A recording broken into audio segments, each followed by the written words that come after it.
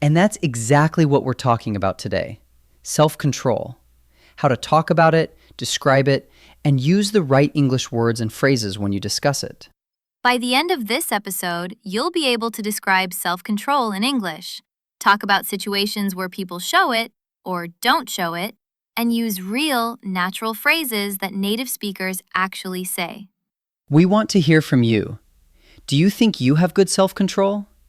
Write your answer in the comments right now. We read every single comment, and it really helps us know how you're doing. And if you're new here, please subscribe to English Speak Say. We post new episodes every week to help you grow your English in a natural and fun way. Hit that subscribe button right now. Okay, let's get into it. We're going to start with the basics. What self-control actually means, and how to explain it in simple English. So, what exactly is self-control? Let's start simple.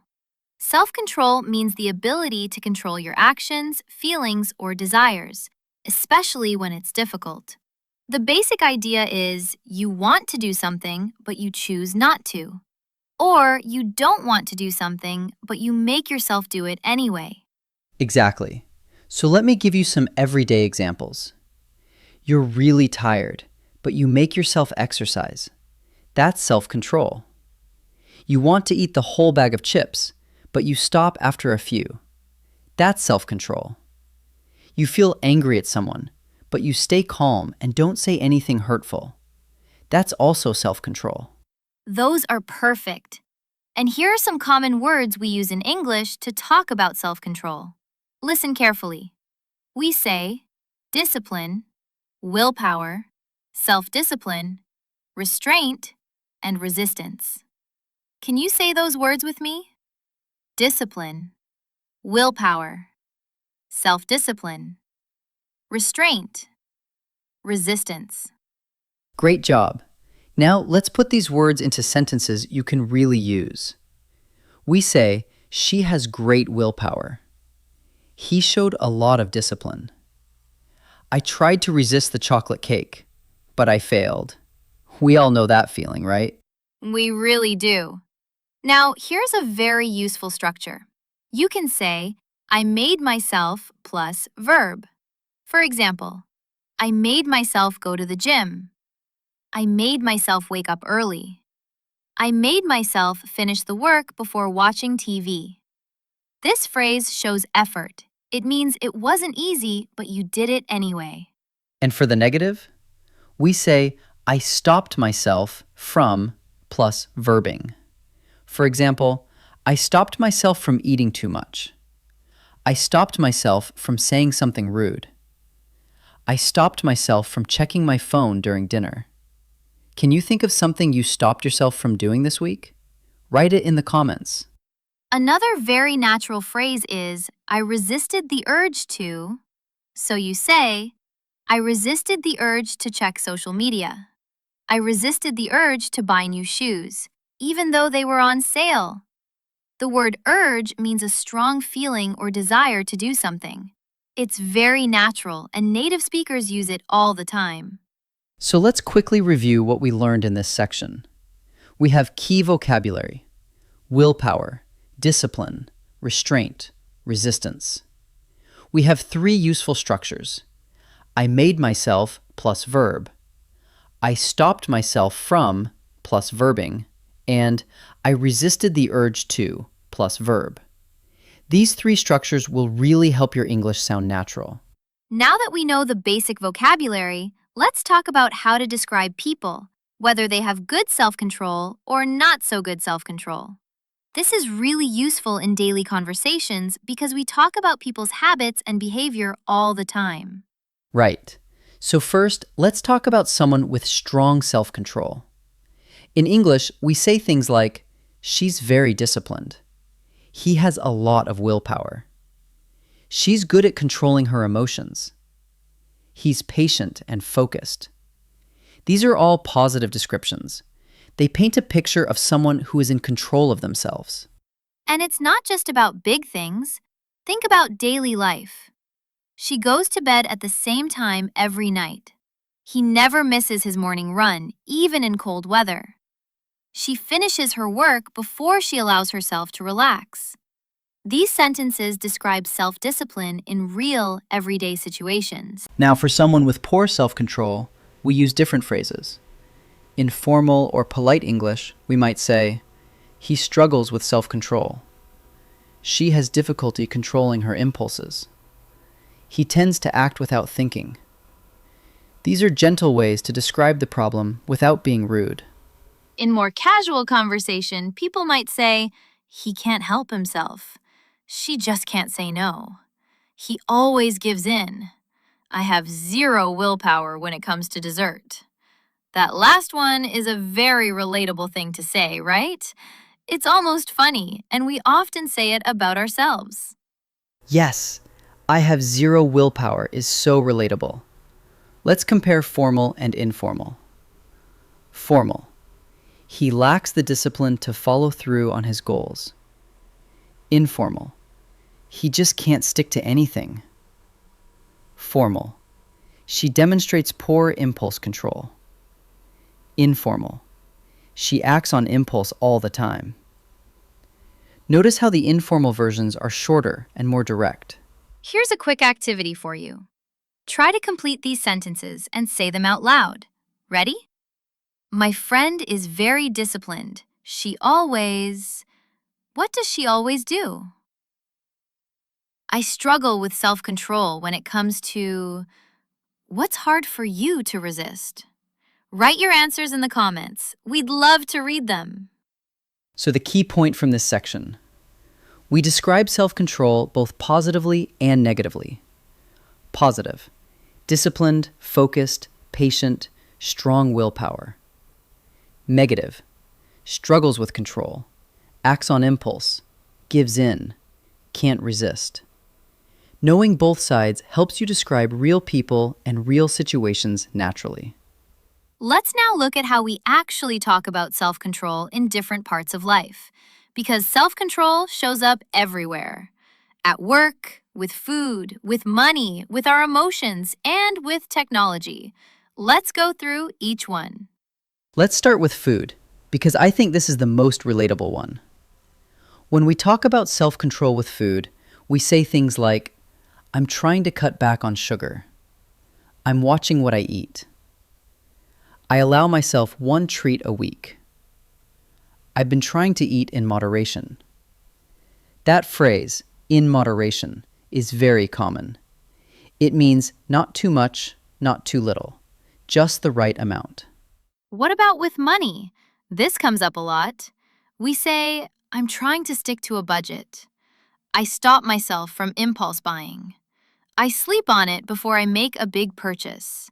Oh, that one is really useful. Sleep on it means you wait before you decide. You don't buy or do something right away. You think about it overnight. And for technology and social media, a very common topic these days. People say, I limit my screen time. I try not to check my phone first thing in the morning. I set a timer when I use social media. I do a digital detox on weekends. A digital detox means taking a break from phones and screens. It's a very popular term right now. Now let's talk about emotions, because this is a big one. How do we talk about self-control with emotions? We say, I try to stay calm. I counted to 10 before I responded. I walked away before I said something I'd regret. I took a deep breath and kept my cool. Keep your cool is a really natural idiom. It means to stay calm in a difficult situation. Let me give you a polite tip. When you're talking about someone else's lack of self-control, be careful with your tone. Instead of saying, he has no self-control, which can sound very critical, try saying, he's working on managing his impulses, or she's trying to be more mindful. These sound kinder and more understanding. Okay, let's do a little practice right now. I'm going to say a situation, and you say what someone with good self-control might do. Ready? Situation 1. You're really angry at your friend. What does someone with good self-control do? They take a deep breath, count to 10, or wait before they speak. Maybe they say, I need a moment to think. See, that's self-control in action. Situation 2. You see a big sale online and you really want to buy everything. What does someone with good self-control do? They sleep on it. They ask themselves, do I really need this? They might wait 24 hours and then decide. Smart thinking. Okay, try to think of your own situation. What's something in your daily life that requires self-control? Say it out loud right now. This is great speaking practice. Okay, now it's time for one of our favorite parts of the show, common mistakes. And don't worry, we've all made these mistakes. Even native speakers mix things up sometimes.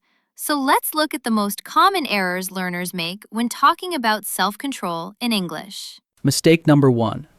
Saying, I controlled myself to not eat, instead of, I controlled myself and didn't eat, or I stopped myself from eating. The phrase, I controlled myself to not, sounds strange and unnatural. Instead, say, I controlled myself and didn't eat. Or even better, I stopped myself from eating. Much more natural. Why is this wrong? Because control myself is usually followed by and, not to not. So the structure is I controlled myself and plus simple past. For example, I controlled myself and didn't say anything. I controlled myself and stayed calm. Practice this structure right now. Say one sentence out loud. Mistake number 2. Confusing resist and avoid. These are similar, but not the same. Resist means you fight against an urge. You feel the desire, but you say no. Avoid means you keep away from the situation entirely. So, wrong. I avoided the urge to eat cake. Correct. I resisted the urge to eat cake. And I avoided the bakery so I wouldn't be tempted. See the difference? That's a really important difference. You resist an urge, you avoid a place or situation. Let's try. She blanked the urge to check her phone. Resisted. He blanked fast food restaurants during his diet. Avoided. Great! Write your own example in the comments to practice. Mistake number 3. Saying, I have self-control on food, instead of, I have self-control when it comes to food, or I have self-control around food. The preposition matters a lot here.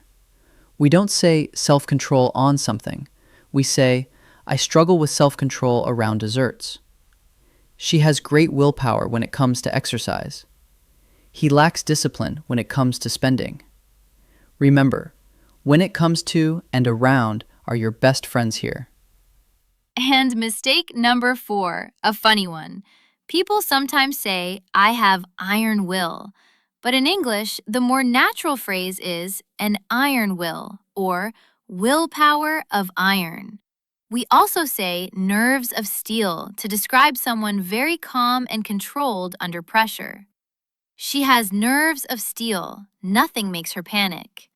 These are idiomatic but very natural. And remember, making mistakes is completely normal.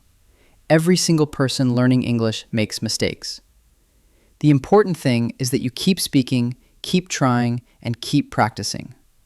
Don't let fear of mistakes stop you from speaking. That's the most important self-control of all. Controlling your fear so you can speak anyway. Okay, it's time for our interactive practice section. This is called Choose the Correct Sentence. I'll give you 2 options and you pick the better one. Ready? And say your answers out loud. Speaking practice is the best practice. Option A or option B? Here we go. Situation 1. You want to talk about your habit of not checking your phone at dinner. Option A. I resist myself from using my phone at dinner. Option B. I stop myself from using my phone at dinner. Which one sounds more natural? The answer is option B. I stop myself from using my phone at dinner. We don't say resist myself. We say stop myself or resist the urge to use my phone. Both of those work, but option B is the cleanest and most natural. Situation 2. You want to compliment a friend who exercises every day without fail. Option A. She has very discipline. Option B. She's very disciplined. Which one is correct? Option B, she's very disciplined. Disciplined here is an adjective describing the person. We don't say has very discipline. We say has a lot of discipline or is very disciplined. Both are correct, but very disciplined is the most common and natural way to say it. Situation 3. Describing someone who always gives in to temptation. Option A. He struggles to resist temptation. Option B. He struggles on resist temptation. The answer is option A, struggles to resist. We use to here, not on. He struggles to resist temptation. Say it 3 times, it'll stick. Now here's your challenge. Create your own sentence about self-control. Use any of the words or structures you learned today. You could write, I resisted the urge to, or I made myself, or she's very disciplined because. Write it in the comments. We will read it and we'll be so proud of you. Remember, real conversation doesn't have to be perfect. It just has to be real. Use these phrases with your friends, your family, or even just talking to yourself at home. The more you use them, the more natural they become. That's how real fluency works, one sentence at a time. Wow, what an episode! I'm really proud of how much we covered today. Let's do a quick summary of everything you learned about talking about self-control in English. First, we learned the core vocabulary: willpower, discipline, self-discipline, restraint, and resistance. We also learned 3 super useful structures: I made myself plus verb, I stopped myself from plus verbing, and I resisted the urge to plus verb. Second, we learned how to describe people: disciplined, focused, patient, and strong-willed for the positives, and struggles with impulse control, acts on impulse, or can't resist for the negatives. Third, we looked at real-life situations: food, money, technology, and emotions, and the natural phrases people use in each one. You are doing amazing. Seriously, the fact that you're listening to this podcast, taking notes, speaking along, that is self-control and self-discipline right there. You're choosing to learn, even when it might feel difficult sometimes. That's something to feel really proud of. Here's a reflective question for you. What's one area of your life where you want to practice more self-control? Is it with food? With technology? With your study habits? Think about it honestly. Then write your answer in the comments. Self-awareness is the first step to self-control. If you enjoyed today's episode, please like this video and share it with a friend who's learning English. It really helps our channel grow and lets us keep making more free content for you. Subscribe to English Speak Say if you haven't already. We'd love to have you as part of our growing community. Thank you so much for spending this time with us. We know your time is valuable, and we never take it for granted. You are doing something really meaningful by investing in your English, and we are here for every step of your journey. Keep going. Keep practicing. You've got this. Until next time, take care of yourselves, and we'll see you next time.